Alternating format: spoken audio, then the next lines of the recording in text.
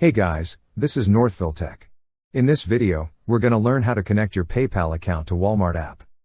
We will also put a link for Walmart deals which gives up to 50% off in the description below. To start, open the app by tapping on it.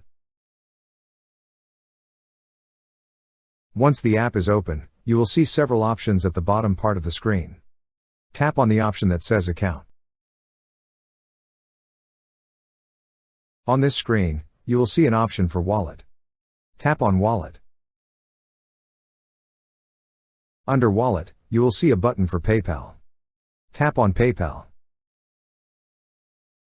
Now, to get started, enter your PayPal email address. Then tap on Next. So you'll receive a one-time code on your phone number. However, if you wish to use your password, tap on Try Another Way.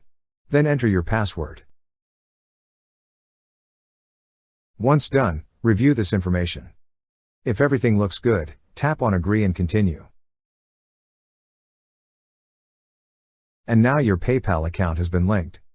That's how you connect your PayPal account to Walmart app. Thank you so much guys for watching, and if you have not yet subscribed to our YouTube channel, please subscribe to our YouTube channel as we create tech videos almost every day.